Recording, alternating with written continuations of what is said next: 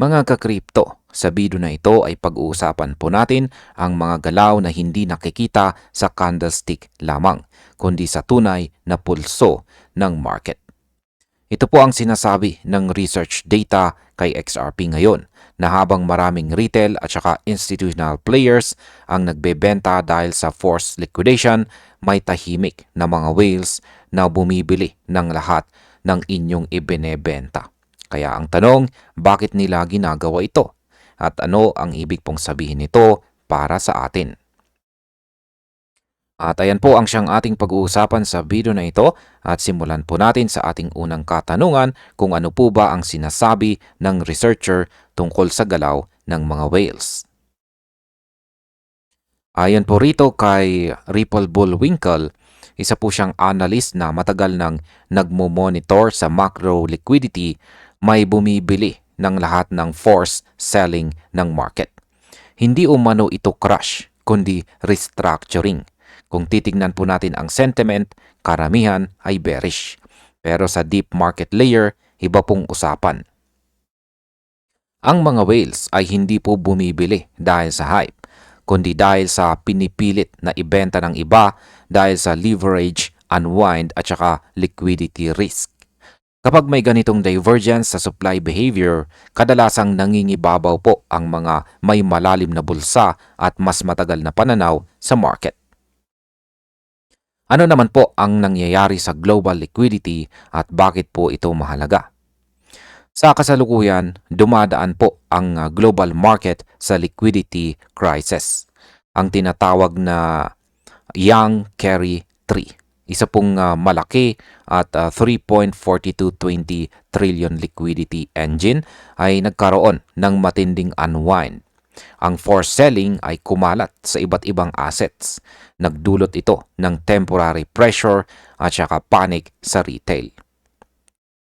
Kasabay po nito, ang spike sa yields at pag-alis ng leverage ay pumwersa sa maraming malalaking institution na magbenta ng kanilang hawak.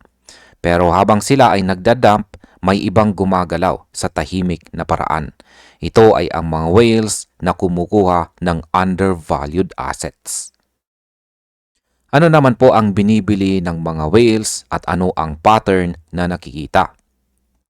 Ayon po sa data na ibinahagi ni Ripple Bullwinkle, habang ang institutions ay nagdump ng billions ng iba't ibang asset, ang mga whales ay tahimik na nag-accumulate or nakapag-accumulate ng 375,000 Bitcoin mula mismo sa mga miners.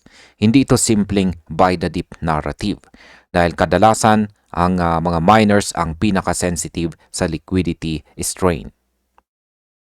Kung ang mga whales ay willing pong kumuha ng Bitcoin sa ganitong condition, yan ay senyales na hinaharap nila ang undervalued positions.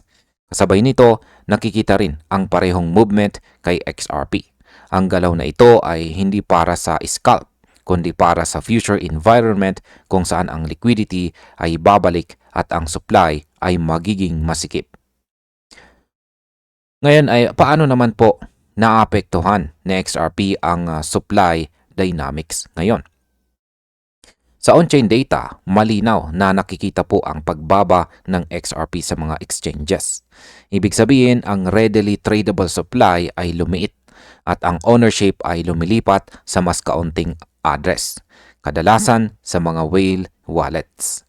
Kapag sinabi po ni Ripple Bullwinkle na they slash their sales to almost nothing, ito ay indikasyon na ang malalaking hawak ay nag-decide na huminto sa pagbebenta at magsimula ng mag-ipon.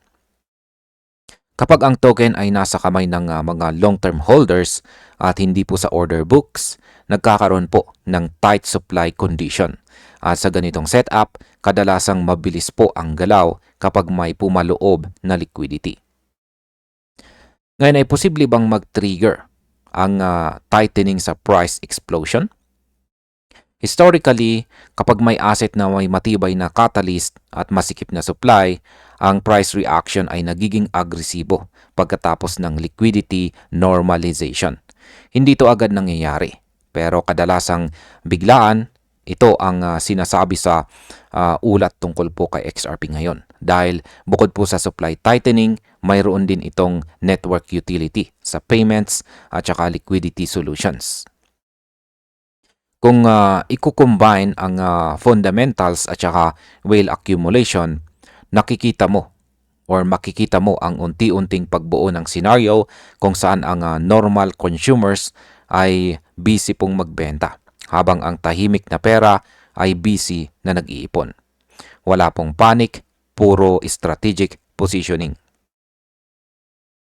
Ngayon ay ano po ba ang ibig sabihin ng restructuring sa market?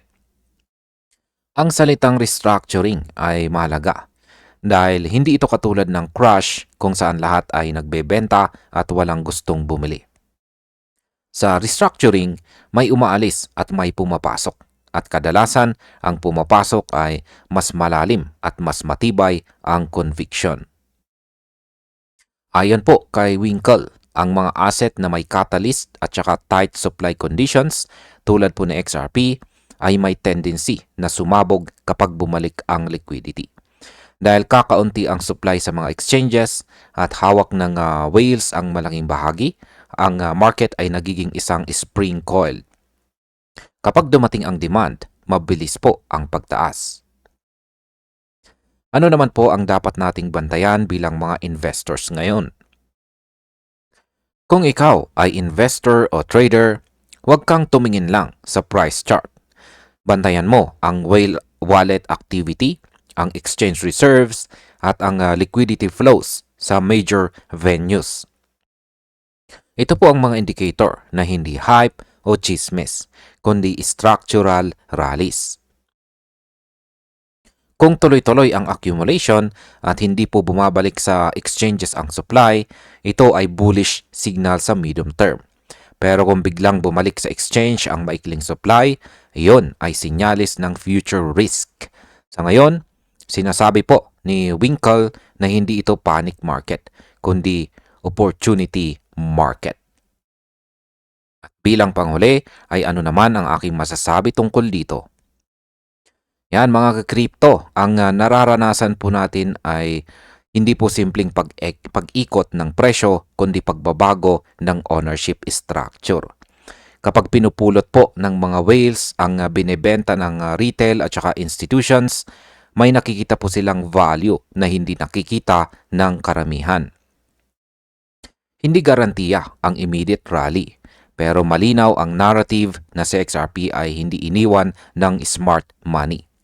Sa panahon ng forced selling, sila ay nag-a-accumulate. Kaya kung sakaling bumalik ang liquidity sa market, madalas ang mga asset na ganito, ang setup ay nauuna sa paglipad. At ayan, hanggang dito na lamang po tayo sa video na ito mga ka-crypto. Maraming salamat sa panunood.